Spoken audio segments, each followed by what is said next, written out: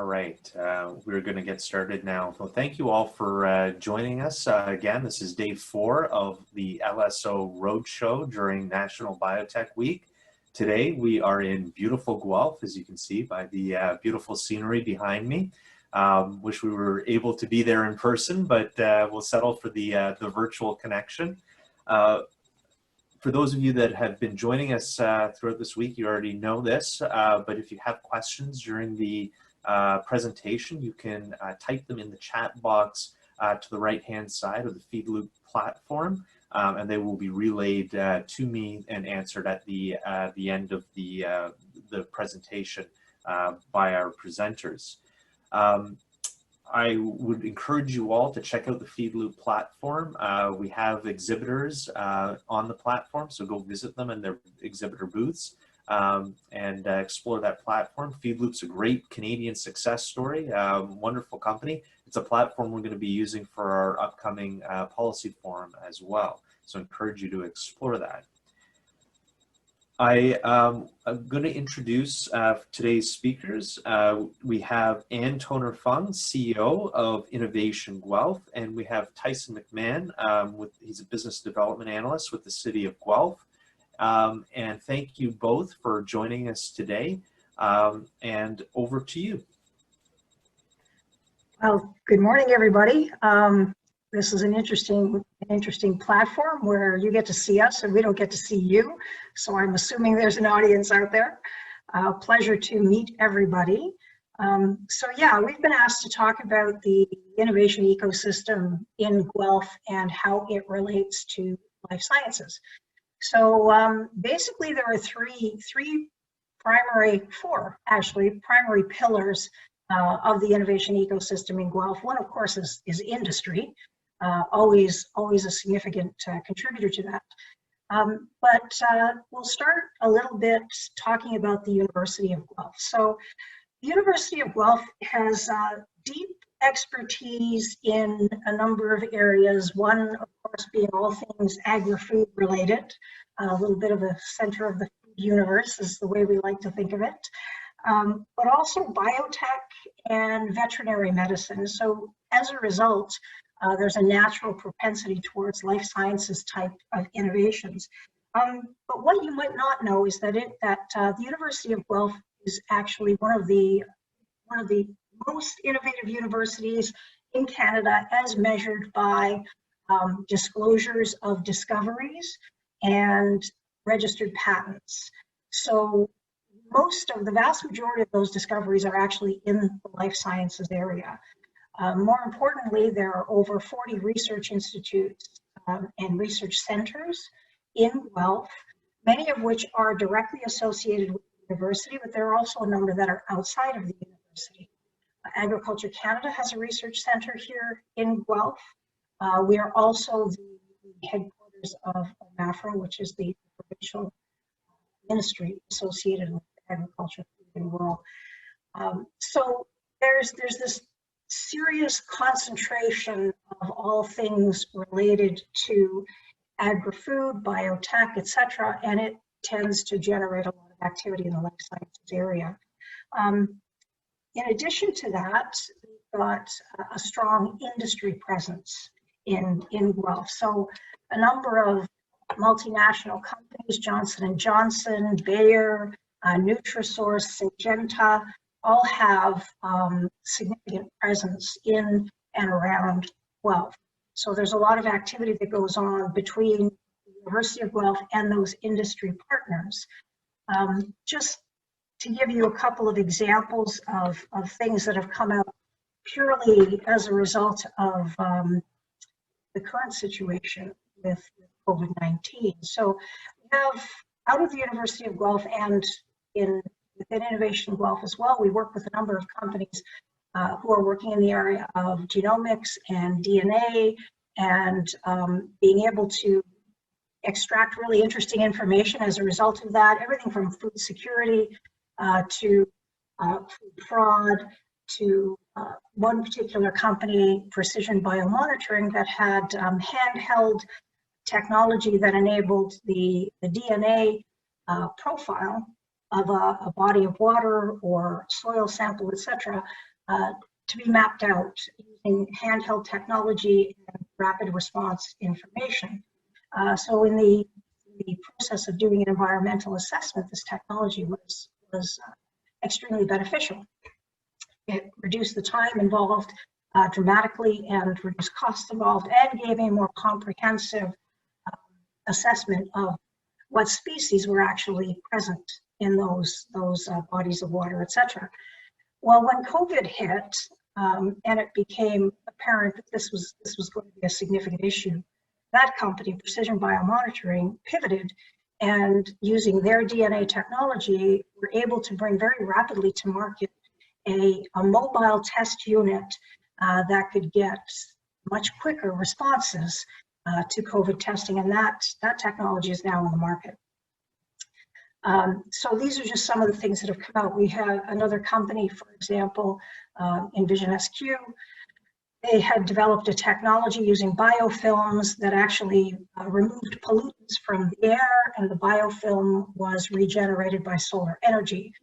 Their initial applications of this were to create something called Smog Stop, which is a double-walled sound barrier for highways that also cleans the air. So as the air circulates through this double-walled sound barrier, it is up to 80%, 90% of the pollutants are removed from that air. And then the film itself regenerates using solar energy.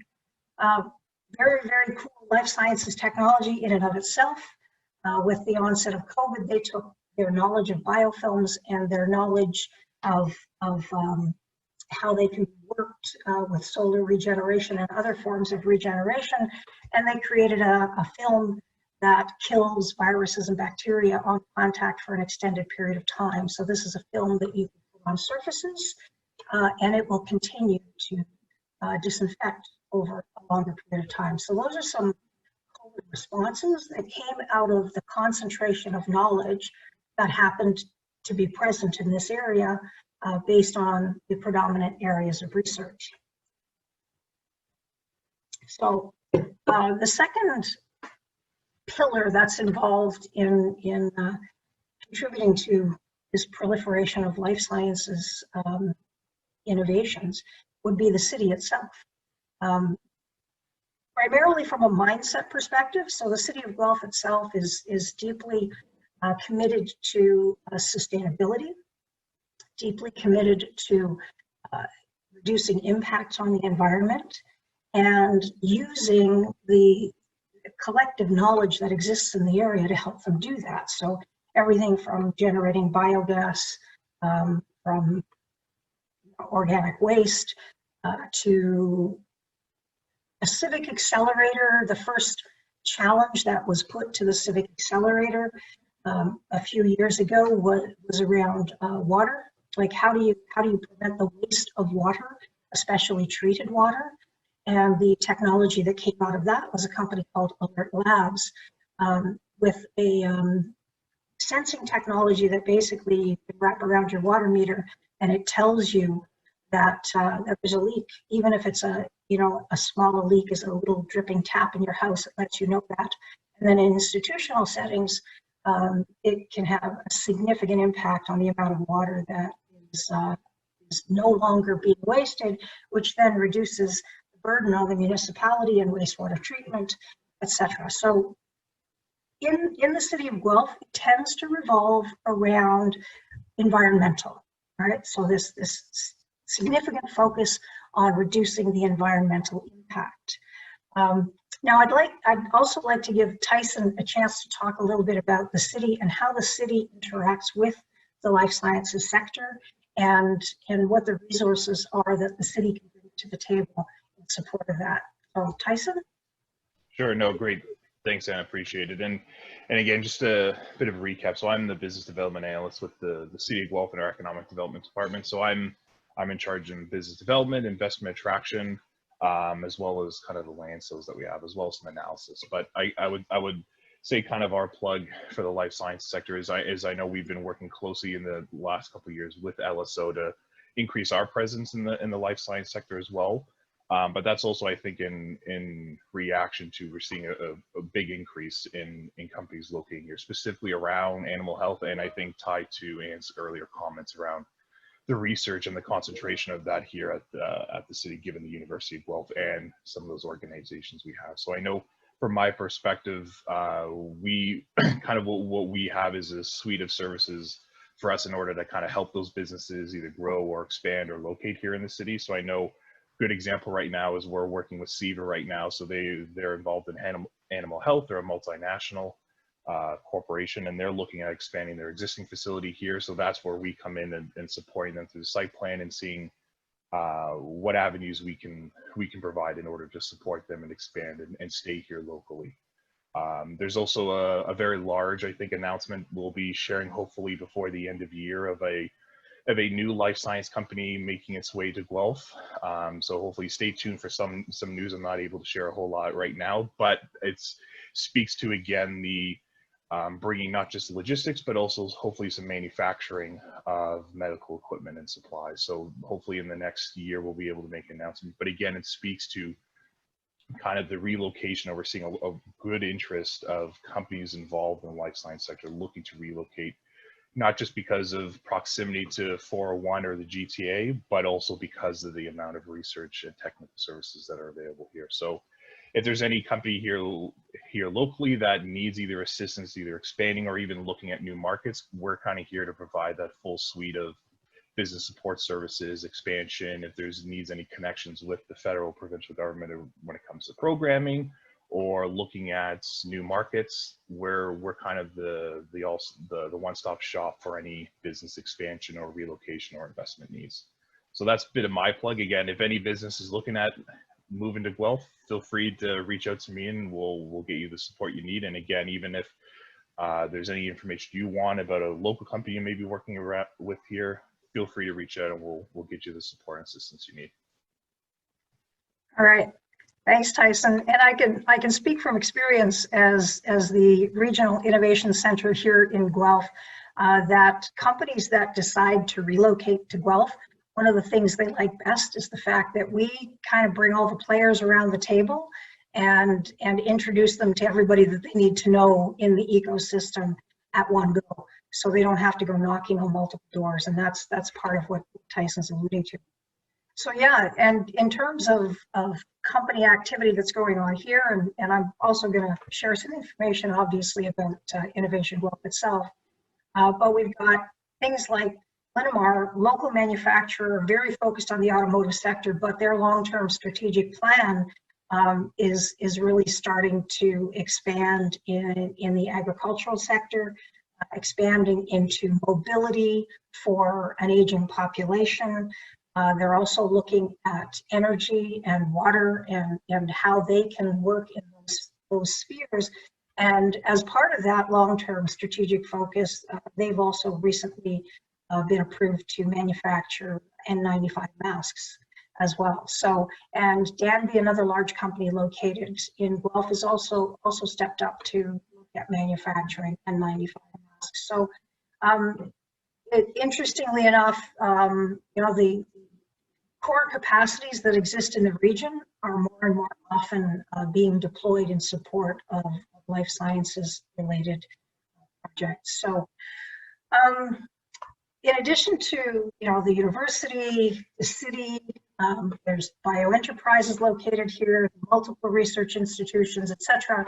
There's also Innovation Guelph, which is a regional innovation center that happens to be located in Guelph. There are 17 of these across the province of Ontario. Typically, there's some kind of a sector focus that happens at these regional innovation centers.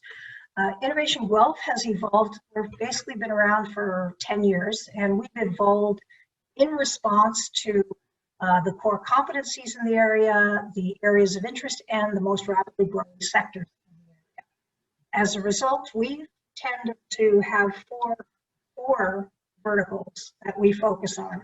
One being agri-innovation, so all things related to agriculture, whether it's food and beverage innovations or it's ag tech, IoT, biotech in the ag industry, etc. That it all comes under what we call agri-innovation. We've had the other second most common sector that we support is clean tech, which oftentimes ends up with a life science. Then manufacturing, which as of late, as I mentioned with Linamar and Danby, has started to kind of morph into med tech and some other life sciences related areas. And then of course, ICT and digital technologies, which are just, they tend to overlap with every sector that you work in. So we have multiple programs that support companies from startup, so just past the ideation stage usually, right through to scale up. We're supporting companies that are everywhere from pre-revenue, they've got their business plan, they've got a product, but the pre-revenue right up through the largest companies that we deal with are typically around the 30 million mark. After that, they don't really need us so much. But we have a wide variety of programs. Some of them are specifically focused on life science related types of projects and innovations. Others are more sector agnostic, but predominantly those four sectors are the companies that we work with.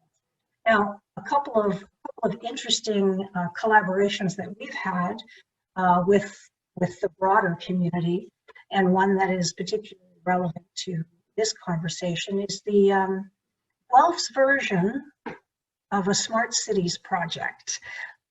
So the intersection of social enterprise, sustainability, and food, right? These are the things that matter most to the people involved. The social fabric, food, and sustainability. As a result, when the federal government put out a challenge for smart cities, we ended up with a collaborative proposal put together by about 200 players in the community. And what we proposed to the federal government was to create Canada's first circular food economy. Circular, sustainability, food, because that's what people in Guelph care about. And then the fact that one of the primary objectives of this was access to nutritious food for everyone is the social fabric side of things. So we are very heavily immersed right now in that project, and it actually has 3 work streams with 3 projects within each work stream. One of those work streams is focused around generating new businesses and collaborations that would contribute to a circular food economy.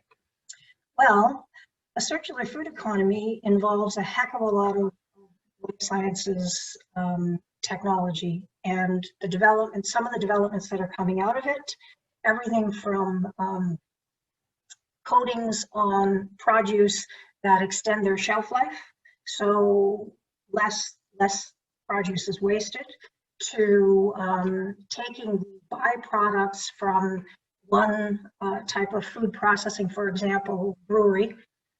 We've now found at least 3 different companies that are being developed based on the spent grain coming out of breweries. So something that previously would have gone into the garbage, it would have gone into compost or landfill, is now actually an input in a new process, and creating a new company and creating new jobs. We have new technologies that are looking at converting food waste through flash burning, actually into things like graphene, which is kind of mind-blowing. There are some really fascinating things coming out of this commitment to create Canada's first circular food economy. So that's a project that we are at Innovation Guelph we're very happy to be involved in. I'm not going to rhyme off a whole bunch of programs and services that we have. We're a regional innovation center. We support companies from scale up or from startup through scale up. We do have a significant, about 40 to 50% of the companies that we work with on an ongoing basis fall into the life sciences sector. And a fairly broad definition of life sciences, however, but I know that's what LSO tends to embrace as well. And we're happy to answer any questions about that. But as far as it goes, that's that's Guelph. I think we're coming up on time, and we're going to open up for questions.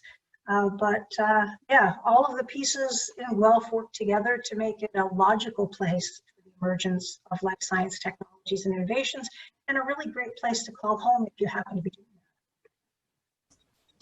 Thank you so much, Anne, and thanks, Tyson. And rest assured, there are people online. We actually have 70 participants online today, so it's a very good audience that you're speaking to. Not just the black hole of the internet. Excellent. So for those of you on the line, if you have questions for Anne or Tyson, again, you can type them into the chat box on the right-hand side of the FeedLoop platform, and they will get relayed over to me. And you know, as you were talking about these, really fascinated me, the convergence of all of these sectors. You know, we talked about, you know, some traditional manufacturers who are now, you know, making N95 masks. We're talking about tech companies that are, you know, pivoting under the environment of COVID to make new technologies and products, or apply their technologies and products. I'm wondering, you know, what your thoughts are. Is this a short-term blip in response to COVID-19, or do you think this is a longer-term trend of companies diversifying into the life sciences space? That's a really interesting question. I think what COVID-19 did was accelerated a trend. I think there are two things that I see. One is that life sciences is beginning to touch many sectors, much like IT. You know, I can remember the debate about whether or not IT was a strategy or a tool, right? And I think everybody knows now it's an enabler. It's an enabler across all sectors. By itself, it's a thing that helps you do other things, right? In a sense, that's sort of what life sciences is becoming. And if you look, like if you take into account biomimicry and you know, just everything associated with the need to address climate change, I think that life science is going to continue to become a bigger and bigger part of that. Waste, dealing with waste, some of the solutions that are coming out to help deal with waste, which is one of our biggest problems, are absolutely coming from that sector. In fact, most of the effective solutions are coming from a life sciences perspective. So I do think that COVID accelerated the trend, and it made people who weren't thinking about that think about that. And now they're, in some cases, it's just kind of opened the whole, I won't say a Pandora's box because I think most of it's good, but it's opened a whole new area of exploration for a lot of companies that just weren't thinking that way. That's a great answer, and definitely, I think we share the that mindset. You know, in my former life, when I worked in government, I was covering both the ICT sector and the life sciences industry, and I've often said that they share a lot in common in that they're both platforms, right? They're enablers, as you had described them. So I absolutely agree 100%. And I think you're right about COVID-19 accelerating the recognition of that across maybe some non-traditional spaces associated with life sciences. You know, COVID, you know, has had some silver linings to it. We just described one of them, but it's also been very challenging. I mean, you work with a lot of smaller companies, you know, many of them pre-revenue probably, that weren't able to access some of the emergency support programs.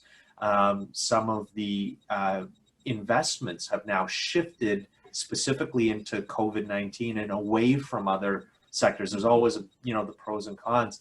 Maybe you could speak to what some of the challenges you've seen for some of the companies that you've worked for in light of COVID-19, and how they're addressing those. Yeah, so that has been, it's pretty much been across the spectrum. So we do have quite a number of companies that we work with who are at that early stage, and they may be developing a new and innovative food product, which is difficult enough to break into the markets and to accelerate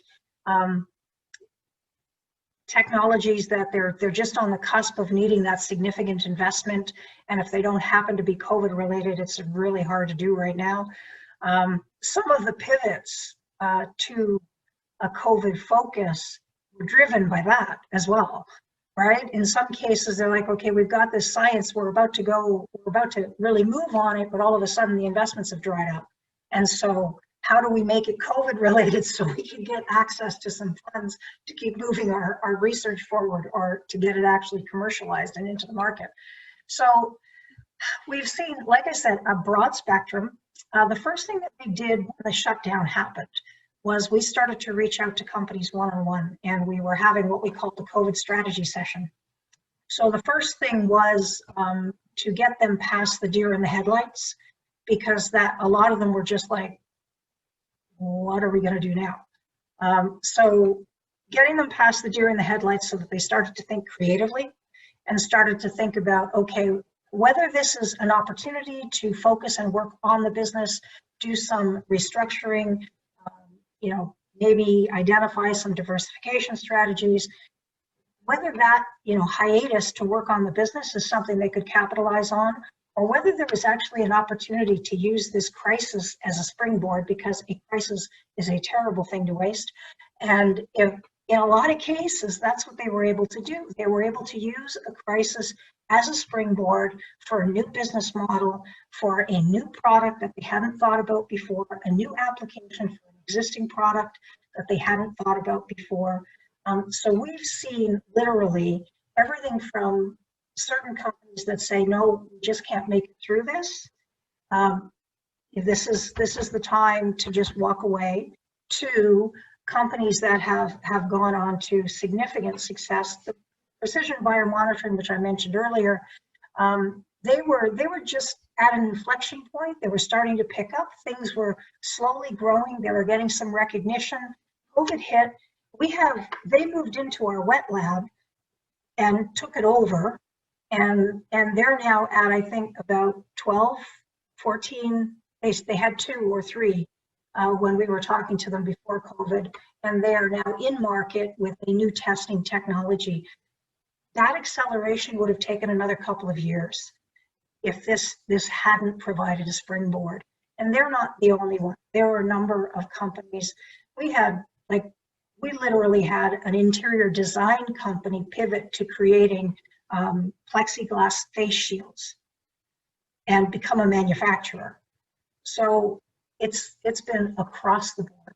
But the biggest thing that we found was you had to sit them down, look them in the eye and say, okay, it's happening.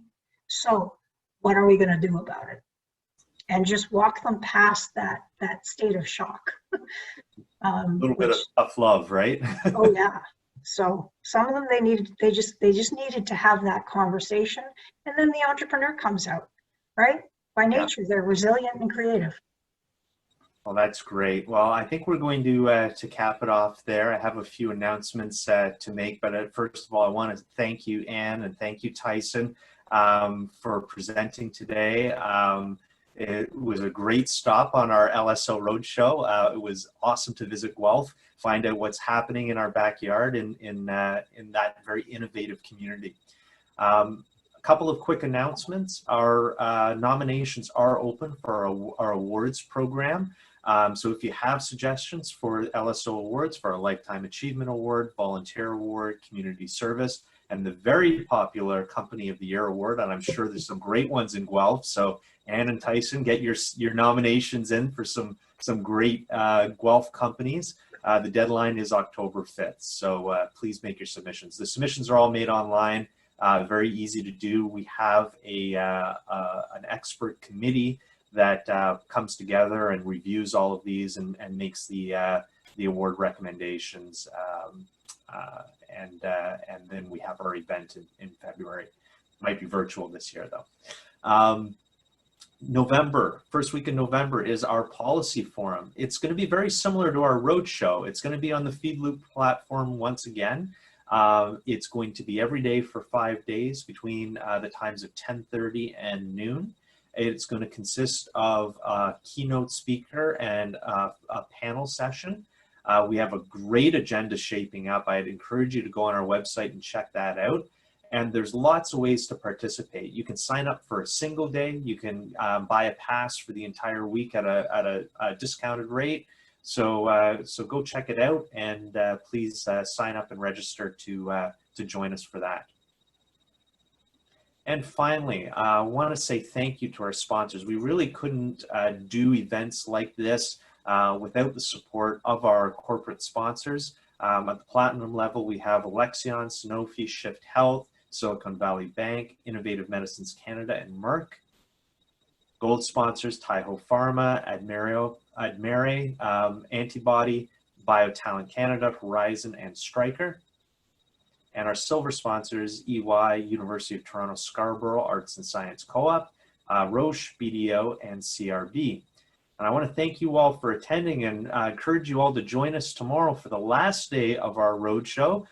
We will be visiting Waterloo, home of my alma mater. So little bit fun there to revisit the Waterloo area. And stay safe, everyone. Have a great day, and happy National Biotech Week. Take care, everyone. Bye-bye.